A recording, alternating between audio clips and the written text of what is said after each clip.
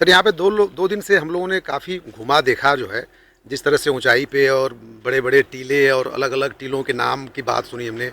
और जो कुछ यहाँ पे छात्र हैं, लोग हैं, बता रहे थे कि ये सारा जो कुछ डेवलपमेंट हुआ है पिछले 2 सालों में हुआ है। और पहले तो मेरे ख्याल से कुछ बात इस तरह की भी हो रही थी कि शायद विश्वविद्यालय यहाँ रहेगा, दिल्ली चला जाएगा।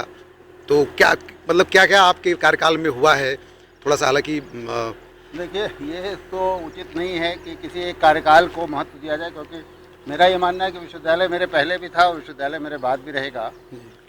ये ज़रूर थोड़ी सी दिक्कत हम लोगों के सामने आई कि शुरू के 5 साल हमने गंवा दिए और 5 सालों तक यहाँ कुछ नहीं हो पाया। तो उससे थोड़ी सी स्थिति ये रही कि अब 13 साल में 5 साल वो चले गए।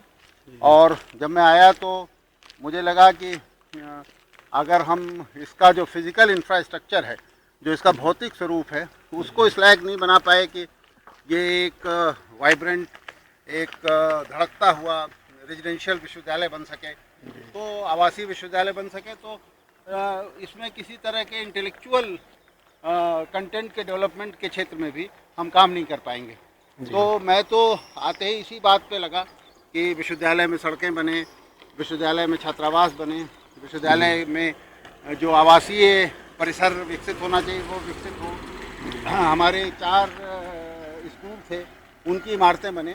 और मुझे संतोष है कि पिछले 2 सालों में ये काफ़ी हद तक अब एक आवासीय विश्वविद्यालय की तरह ये दिखने लगा है हमारा। सर वो कल कुछ कह रहे थे कि ये टीले का कोई नामकरण करना है, कि क्या क्या टीलों का नाम है यहाँ पे? असल में देखिए, ये 5 टीलों पर हम बसे हुए हैं। ये पहाड़ है या क्या है? सूखे पहाड़ तो नहीं कहेंगे, पहाड़ से तो आप एक खास तरह की ऊंचाई का बोध होता है जी। ये जो विदर्भ के क्षेत्र की जो ये श्रृंखलाएं हैं, ये टीलों के तौर पे हैं। और दुर्भाग्य से जो पर्यावरण के प्रति जो उपेक्षा का हमारे मन में भाव रहता है, उसकी वजह से यहाँ वृक्ष बहुत कटे और ये टीले भी नष्ट हो रहे हैं जी। हमारे जो 5 टीले जो हमें इस विश्वविद्यालय मिले हैं, मैं समझता हूँ कि हमें उनको सुरक्षित रखना चाहिए और उन पर घना वृक्षारोपण करके उनको एक खूबसूरत स्थल के रूप में विकसित करना चाहिए। उन्हीं में से एक टीले का नाम गांधी जी के नाम पर रखा गया, गांधी हिल है। दूसरा टीला अब हम विकसित कर रहे हैं, वो कबीर हिल उसका नाम रखा गया है, जिसमें जो हिंदी की दलित परंपरा है उसके नायकों, उसके रचनाकारों, उसके जो नायक हैं, जो बड़े आइकन्स हैं, उनकी प्रतिमाएं लगाई जाएं, उनकी मूर्तियां लगाई जाएं और उनकी रचनात्मकता से छात्रों को और यहाँ आने वाले समुदाय को अवगत कराया जा सके जी। तो सर और बाकी भी टीलों का नामकरण बाकी है जी। अब बाकी में जैसे भगत सिंह के नाम पर एक टीले को विकसित करने का विचार है मेरा। और 2 टीलों के नामों के लिए मैंने जो अपने यहाँ शैक्षणिक और गैर शैक्षणिक समुदाय के मित्र हैं उनसे आग्रह किया, बल्कि मैं पूरे हिंदी समाज से आग्रह करूँगा कि वो हमें सुझाव दें कि बाकी 2 टीलों के नाम किन के नाम पर रखे जाएं और उनमें किस तरह से उन्हें विकसित किया जाए। सर विश्वविद्यालयों को लेकर सर आपकी अभी योजना क्या है? ओवरऑल जो डेवलपमेंट का काम हुआ है और एकेडमिक लेवल पे जो कुछ कर रहे हैं। देखिए, ये विश्वविद्यालय खास तरह के मकसद को लेकर बना था।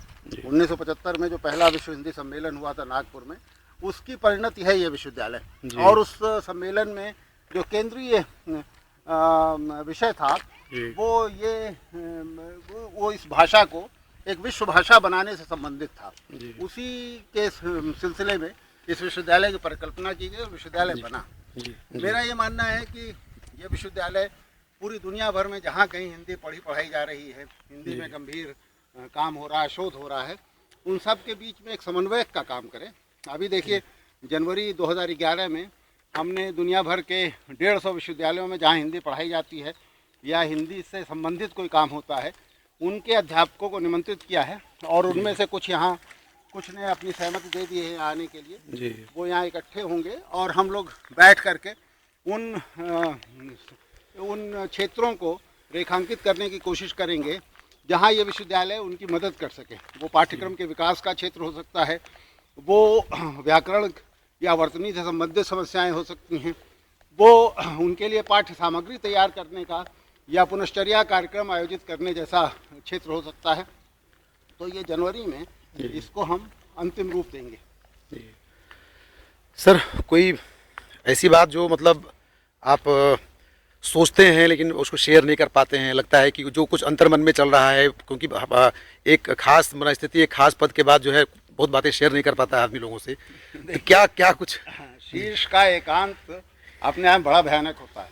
क्या बात जब आप किसी ऐसी स्थिति में होते हैं जहाँ आपके ऊपर कोई नहीं होता, तो आपकी जिम्मेदारी भी बढ़ती है और आपका एकांत भी बढ़ता है जी। तो वो तो एक समस्या है, क्योंकि मैं तो एक सामाजिक प्राणी हूँ, सामूहिकता में विश्वास करता हूँ। लगभग रोज़ शाम को मैं चाहता हूँ कि लोग मेरे पास बैठें या मैं लोगों के पास जाऊँ।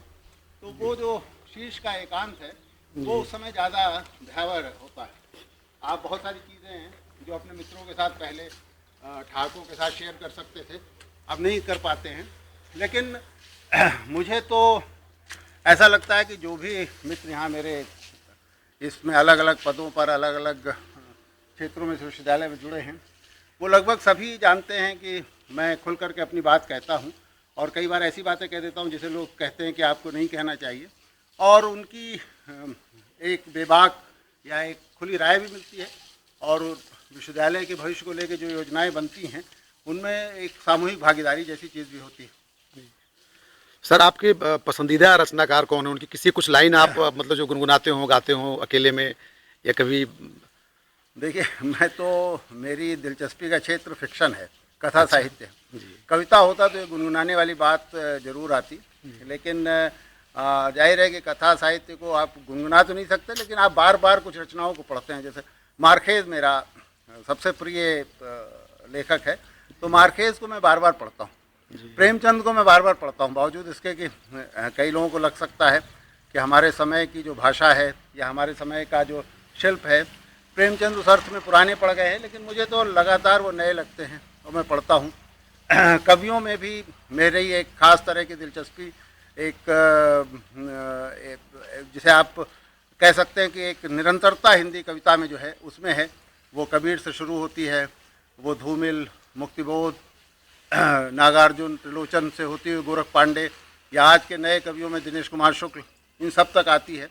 तो इन सब को मैं जब समय मिलता है तो पढ़ता हूँ, और इनमें से बहुत सारे लोगों को गुनगुनाता भी हूँ। ये सही है कि अच्छी कविता है, अच्छा शेर आप अगर कहीं सुन लें तो आप उसे दोहराते हैं, लेकिन मुख्य रूप से मैं गद्य का आदमी हूँ, तो उस अर्थ में तो गुनगुनाना नहीं कहा जा सकता। सर, एक आखिरी सवाल है, आपको गुस्सा ज़्यादा आता है क्या, या कब आता है? देखिए, मैं 35 साल पुलिस में रहा, तो एक ख़ास तरह की ज़िंदगी जीने की आदत पड़ी, जिसमें ख़ास तौर से अनुशासनहीनता में जब कहीं देखता हूँ तो झुंझलाहट होती है और अपने को कई बार काबू में नहीं रख पाता हूँ। लेकिन मेरे साथ एक अच्छी स्थिति ये भी है कि मैं बहुत जल्दी ये महसूस कर लेता हूँ कि मैं जिस तरह से रिएक्ट कर रहा हूँ, जो मेरी प्रतिक्रिया है वो उचित नहीं है, तो मैं जल्दी अपने ऊपर नियंत्रण भी कर लेता हूँ। शुक्रिया सर, आपने बात की और यहाँ पे आने का मौका मिला हम लोगों को। धन्यवाद आपका।